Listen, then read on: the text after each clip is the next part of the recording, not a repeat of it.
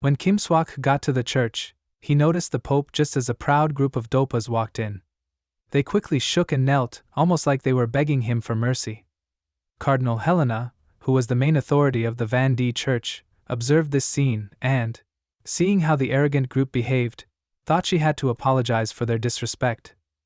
Although she was really smart, Helena probably understood why there was so much tension, and clung to the hopes that it had something to do with her, the Pope, and the dopas.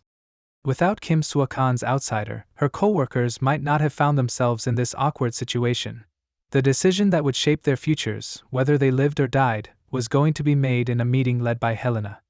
However, from the vibe in the room, it felt more like a trial than a meeting, one that seemed similar to a death sentence. In that moment, the brave Kim Suakan also felt fear. He hadn't said a single word all morning. Now he was the only one who could. Supporting them is Lucia, a mirror who often speaks grandly. However, she is, in fact, pretty anxious. What if something goes wrong in today's meeting? The church could become a tomb for Kim Suyak. Moreover, Coco Helena's aura is incredibly powerful. As a figure like the Pope, she is exceptionally well suited to host such a big gathering. Kim Suyak was shakily brought up as the bishops talked about him. Although she spoke in various greetings, they were mostly meaningless. Annoyed, Cecilia quickly jumped in and asked a very important question. Why would two repulsive vampires show up in this holy place? Kim Suyak merely stood there, not moving an inch or challenging this direct question. This was a reaction that Mirror had not expected. Helena had already listened to everyone's opinions. After thinking about the pros and cons, she decided to start a vote on the matter. Cecilia took the center, making the rest of the group. The life or death of these two vampires would be decided by the bishops present. Each individual would cast their vote and the final decision would depend on majority rule. This next step involved each archbishop sharing their views on the issue. Cecilia naturally had a different viewpoint. She wanted to personally take care of Kim Suyak. Archbishop Dominique also wished to get rid of them, saying it was because they couldn't manage the situation. Some people, however, didn't have their own thoughts and just followed along, like the woman with red hair. Sid casually pointed out that Lucia had also run into Kim Suyak at this moment. All of them disagreed. Cecilia introduced Sid. Archbishop Dominique came to meet him. Lucia remembered the first time she saw him. It was when the serpent woman was killing the Vatican's followers all by herself. In an attempt to protect his friends, Kim Suyak even gave up his own safety to make sure everyone was okay. Besides, if he hadn't told everyone to cover their mouths and noses when he did, they might have all been killed. However, the Vatican soldiers didn't figure out who he was quickly and treated him like an enemy, attacking him even though Kim Suyak was capable of fighting the special forces. He didn't fight back at all, because this behavior shows that he is logical, and wouldn't just attack others randomly. Lucia decided that Kim Suyak is completely under Mira's control, as if he were just her servant. Moreover, she would really enjoy the close moments they shared, even if they only existed in her mind. Just thinking about their possible adventures made Lucia unable to stop using a lot of nasal spray. As one of the bishops, Mira naturally supported Kim Suak. She had reached deep into this man's heart. He was, without a doubt, a loyal and trustworthy warrior. Cecilia looked like she had just eaten fly dumb, laughing in a mocking way. I was pondering why you defended this vampire. It turns out it's only because you're having an affair with him. The so-called truth of Catholicism shows two possibilities. Either it means the birth of the chosen one, or it leads to a very dangerous path. However, the reality is that we must get rid of him. This guy even went so far as to kill his own police colleagues. Cecilia burst into hysterical laughter, seeming crazy. No matter how hard Kim Suak tried to argue, it was all in vain. The Society of Sisters, Cecilia, set on ending his life, had no interest in letting him speak. Kim Suak stayed silent, however. The lethal intent within him was obvious. Because of this, the tension between them was heavy. Although he remained quiet, you could sense the threat in the atmosphere. Blood-red pupils. They grew brighter in a dim room. Somewhere, Coco slowly opened her eyes. Before her was a cage, with light filtering through the cracks in the door, waking her from her stupor. How long had it been since her last meal? A day? A week? Her stomach growled involuntarily. At this moment she was filled with one thought: I need to drink blood. Meanwhile, Mira was passionately defending Kim Soo-yak at the meeting, trying to lessen the backlash from his massacre of colleagues. However, Cecilia, pointing out the breach of the ancient ancestors' will, firmly refused to make any concessions this time. Mira completely agreed with her view, but to fully get rid of vampires, we must eliminate the female demon Anna and her minions. Besides Kim Soo-yak, who else could possibly lure those vampires into a trap? The long-established Vatican, which was founded by St. Peter 2,000 years ago, has many warriors who have battled tirelessly against the ancient creation of vampires. Only one person has survived this attack, and that is Anna. Spirits moved rapidly through the vampires, but the vampires moved faster than spirits. Spirits moved rapidly around the vampires, and she is very cunning, mostly hiding in the shadows and only showing her vicious fangs when facing Vatican followers. But, overnight, the vampires hiding in the shadows began to step into the light. This change was mainly due to Kim Soo's arrival in the battles that followed. Anna's group leader, Aka, was killed, and Coco, the leader of the sixth group, was both defeated and betrayed, joining the Vatican organization. Things that had been stuck for a long time were now moving quickly, all because of this man's presence. Now is the best time to end this battle, which has lasted for over 2,000 years. It also gives all of you a chance to make history. Cecilia, however, couldn't handle the situation any longer. She laughed at Miro's point of view. Plus, that so-called sixth group leader, Coco, was still acting strangely. She insisted that Helena take away Mir's captaincy, and ended up killing 2 vampires. But while Helena thought this idea was silly, she realized it was worth a shot. It was because of this man's arrival that the once unbeatable Anna had shown her weakness for the first time. Helena planned to turn them into an experimental force. However, the need for legal approvals made things complicated. More than half of the bishops would need to vote in favor for the proposal to pass. However, the bishops supporting this initiative would have to take responsibility for managing the vampires. The outcome of the meeting was anticipated by Mira, but Cecilia remained uneasy about it. Even if she could hypothetically accept Kim Soo-yak, she couldn't tolerate Anna's lackey status, and that was something she absolutely couldn't accept. If Anna was unsuccessful in her retaliation against Anna, Helena had also heard about Coco's low intelligence and the difficulties involved in controlling her, which only made her more determined to personally assess the situation. However, this is crucial. At that moment, a more troublesome problem arose. Just as Helena had ordered Coco to be brought in, the priest was shocked to discover that the former leader of Anna's sixth group, Coco, had broken free from her cage and escaped. She was clearly a vampire hunter who showed no regard for anyone, yet she willingly allowed the foul-smelling woman to feed on her fresh blood every day. This was all because the woman had already been defiled by Kim Soo-yak. Coco would do anything possible to help him join the Vatican organization. However, Coco's naked form was a huge concern. It cast a shadow over everything. If she were to reveal her true nature and begin the slaughter of the children, then Kim Soo-yak would without a doubt fall into an abyss from which there would be no return. No one knew when this would happen, but Coco had somehow dug a large hole from the specially designed, strong iron cage and escaped the bishops. Although the situation seemed serious, the consequences of such actions weighed heavily on everyone involved. Those who were about to accept them suddenly furrowed their brows. The only person backing Kim Soo-yak, the mayor, felt really passive while facing Cecilia's furious yelling. The mayor couldn't argue anymore. However, it was lucky that daylight still shone, because vampires couldn't fully use their true strength during this time. But the clever Dominic came up with a plan. The darkest part of the whole building was the basement. If Coco managed to escape from there, it would definitely cause a disaster.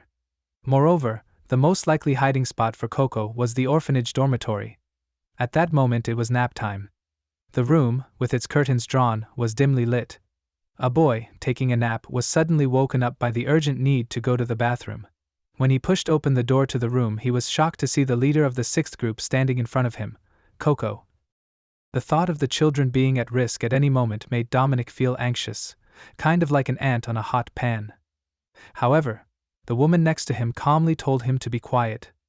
Then she seemed to go into a trance, glowing with a dazzling holy light, while mumbling something softly. Kim Soo-yak had noticed something strange about this woman early on. Even the air around her felt different. No matter how hard Dominic tried to convince her, she seemed to be in a daze, ignoring everything around her. If she couldn't control her feelings, the results would be serious. However, all attempts to persuade her failed. His worry for the children turned into anger. Suddenly, a huge magical array, shining brightly, formed in the hall when Kim Soo shouted loudly. Everyone instinctively got ready to defend themselves, but the threat appeared to come from Mira's direction. Inside the light array, a giant sword shot out, slicing right where she stood in half. Lucia anxiously called out her name through the smoke, but Helena was the first to react, saving her life by blocking the attack. The huge sword, held in one hand, played a key role in saving the mirror from disaster. However, her arm had been badly slashed during the fight, making blood flow from her hand. Lucia nervously called their names. There were a lot of them, and fortunately, they quickly answered, indicating that safety was secured. Helena immediately began organizing the troops. The first task was to send Lucia to check on the situation at the orphanage. Meanwhile, Dominic was told to stay behind because of his dependability in the church. His main job was to handle the more and more difficult Bishop Hildur. After all the arrangements were made, everyone quickly headed toward the orphanage. If Coco caused any trouble there, Helena would definitely hold the mirror responsible. Aware of the heavy responsibility on her shoulders, the mirror had no choice but to act obediently. The strong woman, however, watched her closely, like a hawk. Oddly enough, all of this had been expected before. Cecilia and the others rushed toward the orphanage. After all, Coco was a trusted part of Anna's group. How could it be so easy to change from evil to good? Lucia, what are you doing? Lucia was in front of them. Dazed and disoriented, Cecilia stood at the doorway, her heart racing, confronted by a sudden and terrifying scene that filled her mind with disturbing images of children's corpses. Her anger escalating, she rushed forward and shouted at Lucia, however the sight before her made her jaw drop in disbelief. Coco was bent over, lying on the ground, with a child innocently riding on her back. The children playfully informed her that if she wanted to join in their fun, she would need to wait in line. This sight left Cecilia feeling embarrassed, and questioning whether this was truly the vampire leader, because it seemed so unreal. Although she felt anger, she also felt confused, and this mixed her emotions even more. But she couldn't shake the feeling that something was off. Mira, who had arrived in a hurried state, loudly scolded Coco's behavior. However, unexpectedly, Coco's bleeding arm caught the woman's attention. Coco, who had not eaten in quite some time, picked up the scent of blood and became ravenous in an instant. She dashed away from the group of children, pleading, "Please, I just want to lick a little." Mira desperately tried to block her path, but it was pointless. She couldn't resist Coco's urgency. "Ah, you cunning, greedy fox," she exclaimed. "You've finally shown your true vampire nature." Although, at that moment, Cecilia raised her hand, ignited by demon-repelling flames, and slowly approached Coco. At this critical moment, Coco shot back, "What the hell is your problem? Kim Suak won't let me drink anyone else's blood. Only yours. Do you want me to starve to death?" This time, Cecilia was shocked. Had they really tamed this beast? The fierce vampire in front of them seemed able to control her urges, all because of a man's words. Is this not a kind of redemption? It takes time. Dominic took the chance to grab her wrist and told her to stop using her magical powers. The previously wild Hildur finally came to her senses. She rushed to the scene and the children were thrilled to see her. They kept saying hello, having grown up with them since they were little. Hildur loved the safety of these orphans. She had always thought of them as her own kids. However, when she heard from them that Coco the vampire had played with the children for an entire afternoon, without any bad behavior, she was surprised. Coco even let the kids ride on her back, pretending she was a horse, and they all played sliding down the slide together. The reality in front of her was very different from what Hildur had imagined. Her eyes were filled with tears as Hildur called out loudly, rushing toward the mirror. She apologized to Mira with a heartfelt hug, having unintentionally caused her harm. Mira, in a natural display of grace, did not blame her.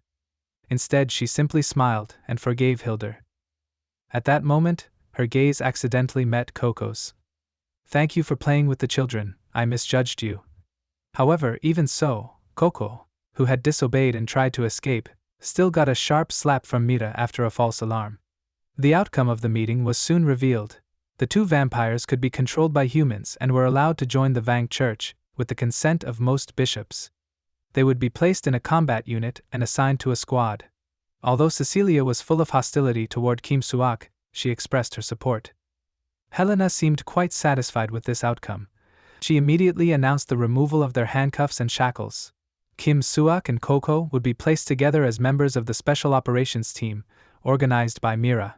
This decision would surely create a wave of opposition against Anna. With the end of this bishop meeting, she said that she would see him next time. Meanwhile, her friend shouted not to push herself too much, because her injuries were serious. Contact her if any help is needed, Helena said. Thanks, Lucia, she added. Lucia then replied that if those people caused any trouble she should be told, as she would handle them. A voice emerged and Cecilia showed up, saying that the real mission of their crusade was to save people from vampires. However, if the time came when those scoundrels messed with that noble mission, she would destroy them all to do her duty. Now, they needed to keep a close eye on them. In Vladivostok, Russia, a group of members was drinking when one man, named Ivan, said he needed the old man's help. The old man, while adjusting his hat, replied, "You only contact me at times like this. It's a bit disappointing. However, by the way, you haven't forgotten, have you?" With a menacing look, he continued, "You are the one who gouged my eye out." The man was Ivan, the mafia boss. The main man responded that he would never forget that day, having lost both his boss and his eye. Ivan, pointing a gun at the second man's head, said, "What guts do you have coming to find me?" The person wearing the hoodie is Kim Soyuk, and Ivan asked about his arrival in Russia. It seems we have to travel to Russia, however. Recently, the Yakuza did a raid on a hotel. Jim observed that, unlike what we thought, all the attackers were human. Interestingly, drugs that appeared to be connected to specific abilities were found inside the bodies. Approximately 1 month ago, the Russian branch was destroyed by the mafia. Notably, the same drug was also discovered in the mafia's corpses back then. The activities of the Nanayama Yakuza in Russia are being watched closely. An investigation into Anna and the drugs is crucial. This can't be ignored. I have made arrangements for where we will stay, so we must start the mission without delay. The Crusade Alliance Affiliate Hotel, Vladivostok branch. When Kim got there, Helena asked, "What's this? I thought you would be back after causing quite the scene. You look pretty neat." In reply, Kim said, "I have found the location of Nanayama's hideout. Like in manga, I have already planned the operation." The lion stood up, walked over to the mountaintop, and said, "I'll explain it quickly, so make sure you understand the details." Helena then said, "You took out his eye, but he gave up the information so easily?" Kim answered, "You want me to target that business, right? The Nanayama Yakuza and Ivan are hostile forces." Helena told Kim to pay close attention. "Our mission is important, as expected, and involves a top agent." "Okay," I said. "I'll do it. What do you want me to do?" "Sainyo me," he said. Sohyuk was mentioned, and I wondered, was there no backup plan? This is the best way to go given the current situation. They showed up, and Helena, wearing something revealing, said, "Hanga." "Why do I have to wear this?" I complained, pointing at the mirror covered with a wig and lenses. Kim replied, "Bishop, it is important that our team, made up of vampires, disguise ourselves. Do you want to go in wearing a priest's robe while holding a greatsword?" Helena, clearly annoyed, shot back, "Given your injuries, this was the best choice." "Sten," I said, "I can take the lenses and wig, but wasn't there any other clothes?" As Helena went inside, a security guard stopped her, saying, "Your friend's outfit makes it hard to get in according to the rules," talking about Coco. When Coco unzipped his hoodie, the guard noticed her assets and let them through. Helena declared, "Everyone's in now, so Teria, I expect you to do your assigned tasks. Right now this place is a club and the operation starts." "Oh no, those corrupted bastards. How am I supposed to fit in there?" Suddenly a man walks up to Helena calling her beautiful. Helena's surprised, this man speaks English. He then says, "We've got a room, wanna come?" Helena thinks about the offer. "You've got a room?" And seeing a chance, decides to go with him. Meanwhile, Kim is lost in thoughts about military strategy. He believes that sending in a lot of troops is not needed. However, he thinks to himself, "I can't even see a single ant." It feels like a dead end, because they find no one until they reach the deepest part. Out of nowhere, a figure appears behind Kim. A man connected to Ivan, the mafia boss. Realizing it was a trap, Kim's mind races. Ivan tells him, "I've been waiting for this day." He brings up Lady Katarina, who promised that if he delivers Kim to her, he would rise to the position of boss in return. "Silver ammo," he adds casually. Don't worry about your girlfriend. In a shocking twist, he shoots Helena, leaving her unconscious on the floor. Ivan then states that they must have already started the operation. Kim, still determined, is not done, however, Ivan interrupts. Before I hand you over, we still have something to settle, right?